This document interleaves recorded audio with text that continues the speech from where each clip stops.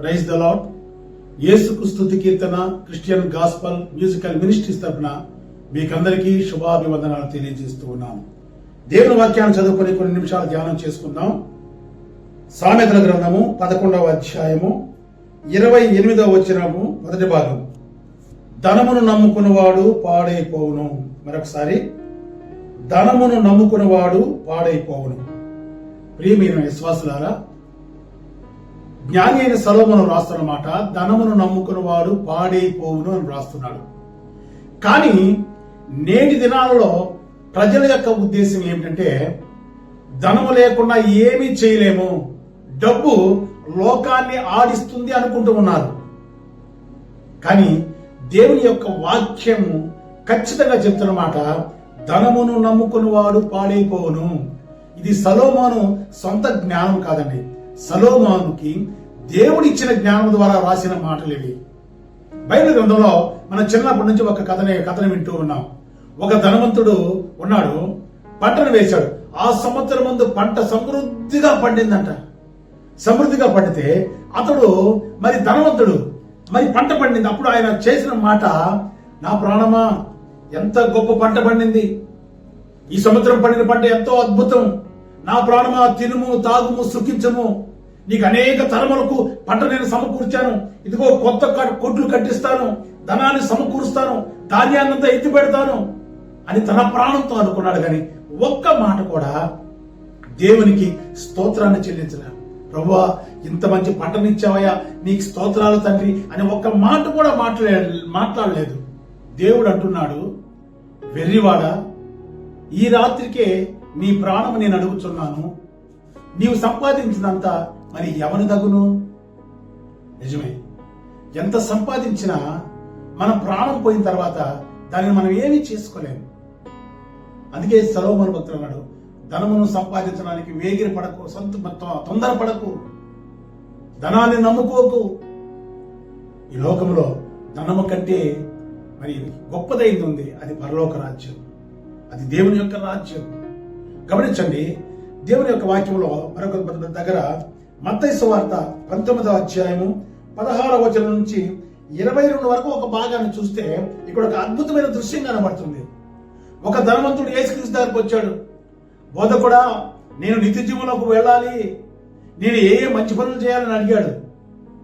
యేసుక్రీస్తు ప్రభుల వారు, నీవు నన్ను మంచోడు అంటున్నావు, దేవుడు ఒక్కడే కదా మంచివాడు, అయినా నువ్వు అడిగావు కాబట్టి నీకు చెప్తున్నాను, నీవు 10 ఆజ్ఞలన్నీ పాటించన్నాడు. ఏ ప్రభువా, ఆజ్ఞలన్నీ నేను పాటిస్తున్నాను, నేను వ్యభిచరించను, దొంగతనం చేయను, నరహత్య చేయను, ఇవన్నీ నేను చిన్నతనం నుంచే నేను చేస్తున్నాను అని యేసుక్రీస్తు ప్రభువు వారికి ఉత్తరం ఇచ్చాడు.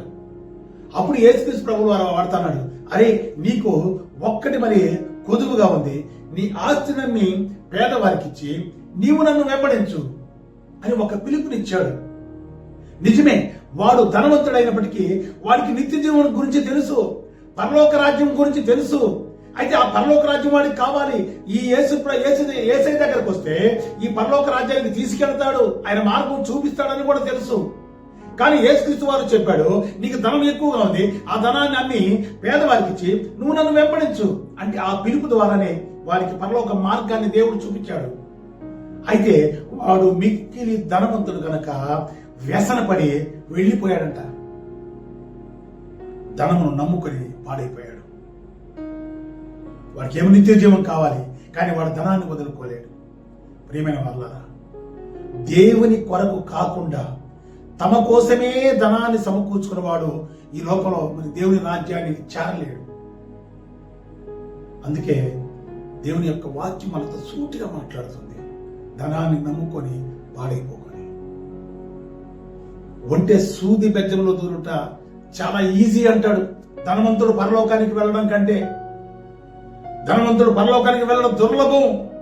దానికన్నా మరి సూది బెజ్జంలో ఒంటె దూరొచ్చు, అంత భయంకరమైన విషయం. మరి మనం ఎలాంటి జీవితాన్ని జీవిస్తున్నాం? ధనం సంపాదించాలని జీవిస్తున్నామా? ధనం కోసమే జీవిస్తున్నామా? ఒకసారి ఈ వాక్యం ద్వారా గ్రహిద్దాం. దేవుని కొరకు జీవిస్తేనే మనకు నిత్య జీవం. దేవుని కొరకు మన అర్పణను అర్పిస్తేనే మనకు నిత్య జీవం.